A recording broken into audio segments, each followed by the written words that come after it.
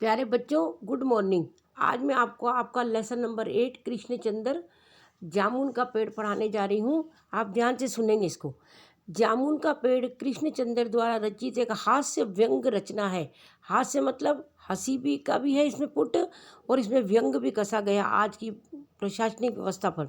इस पाठ में लेखक ने बताया है कि सरकारी कार्यालयों में अधिकारी मामूली से काम को किस प्रकार विशेष बनाकर उसमें व्यस्त होने का ढोंग करते हैं तथा अपना काम दूसरों के सिर पर डाल देते हैं। वे एक मरते हुए व्यक्ति को बचाने के स्थान पर बहाने बनाते रहते हैं। इस प्रकार लेखक ने सरकारी व्यवस्था के संवेदन शून्य और अमानवीय होने का वर्णन किया है।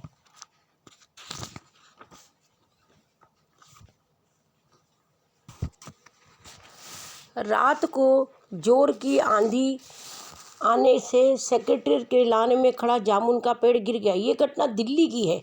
दिल्ली के अंदर सेक्रेटरी लान में एक जामुन का पेड़ खड़ा हुआ था। उसके नीचे एक आदमी दब जाता है। यह देखकर माली ने चपरासी से कहा, चपरासी ने क्लर्क से कहा और क्लर्क ने सुप्रिटेंडेंट से कहा। इतने में पेड़ के चारों ओर भीड़ जमा हो गई। क्लर्क लोग जामुन के पेड़ के गिरने का अफसोस व्यक्त करने लगे, क्योंकि जामुन के पेड़ की जामुनें बहुत स्वादिष्ट थी और वे उन्हें अपने बच्चों के लिए ले जाते थे। इस बीच किसी को भी पेड़ के नीचे दबे आदमी का ख्याल नहीं आया।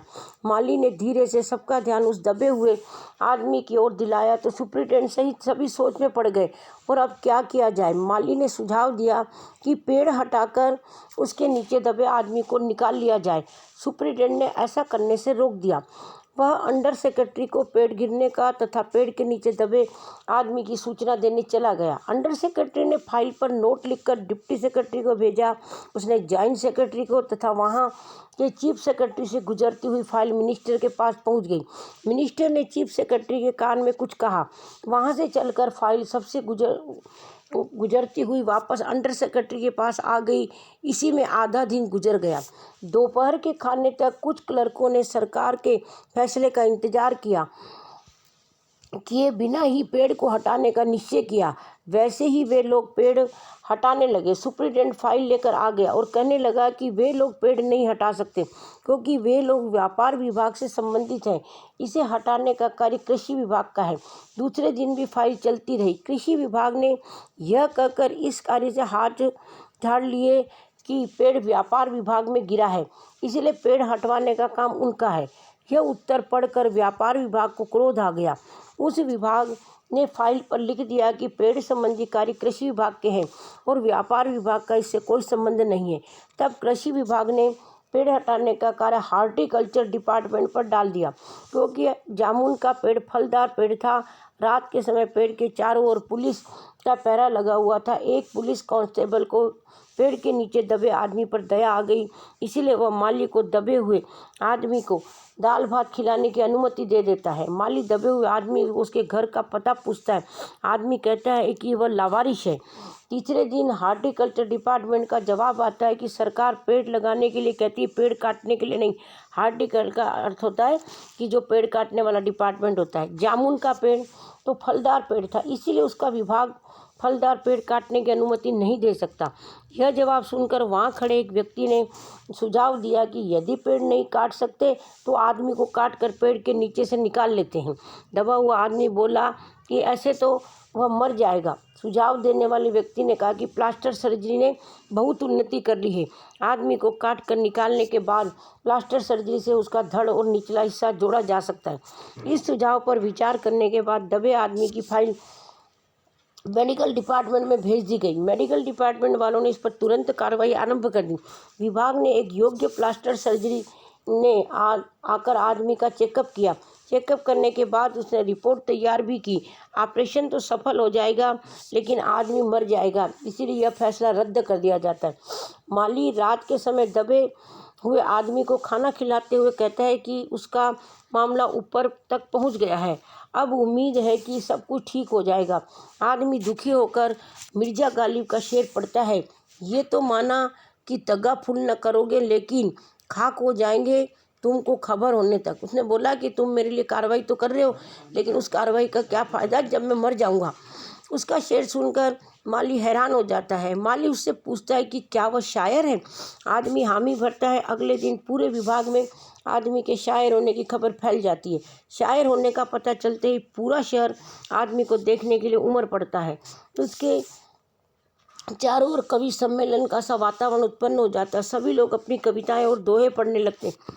आदमी के कवि होने का पता चलते ही सेक्रेटरी के सब कमेटी उसकी फाइल कल्चरल डिपार्टमेंट को भेज देती है। फाइल कल्चरल डिपार्टमेंट ने कई विभागों से गुजरी हुई साहित्य अकादमी के सेक्रेटरी के पास पहुंची है। उसी समय साहित्य अकादमी का सेक्रेटरी पेड़ के नीचे दबे आदमी का इंटरव्यू लेने के लिए वहां आता है। वह कवि से उसका उपनाम पूछता है। वह अपना उपनाम ओस बताता है। सेक्रेटरी कहता है कि क्या यह वही ओस है तो नहीं जिसका गद्य संग्रह ओस के फूल अभी अभी प्रकाशित हुआ है। पेड़ के नीचे दबे आदमी ने हाँ कहने पर सेक्रेटरी उससे पूछता है कि क्या वह साहित्य अकादमी का सदस्य है। आदमी इनकार कर देता है। सेक्रेटरी को हैरानी होती है कि इतना बड़ा कवि उसकी साहित्य अकादमी में सदस्य नहीं है। दबा हुआ आदमी उसे पेड़ के नीचे ही निकालने के लिए कहता है। सेक्रेटरी उसे निकलवाने का प्रबंध करने के लिए कहकर चला जाता है। अगले दिन सेक्रेटरी उसे साहित्य अकादमी का सदस्य बनाने पर बधाई देता है, परंतु वह दबा हुआ आदमी उससे कहता है कि पहले उसे पेड़ के नीचे से निकालो। सेक्रेटरी असमर्थता प्रकट करता है कि यह काम उसे डिपार्टमेंट का नहीं है। इसके लिए उन्होंने फॉरेस्ट डिपार्टमेंट को लिख दिया है। शाम के समय माली उस दबे आदमी को बताता है कि फॉरेस्ट डिपार्टमेंट के आदमी कल आकर उसे निकाल देंगे। दबे हुए आदमी का स्वास्थ्य धीरे धीरे जवाब दे रहा था। फॉरेस्ट डिपार्टमेंट के आदमी पेड़ काटने के लिए आए तो ज्ञात हुआ कि विदेश विभाग का आदेश है कि यह पेड़ काटा नहीं जाएगा। इस पेड़ को पिटोनिया राज्य के प्रधानमंत्री के सेक्रेटरी के लान में लगाया था। पेड़ काटने से पिटोनिया राज्य से संबंध खराब हो सकते हैं। उससे मित्रता बनाए रखने के लिए एक व्यक्ति का बलिदान दिया जा सकता है।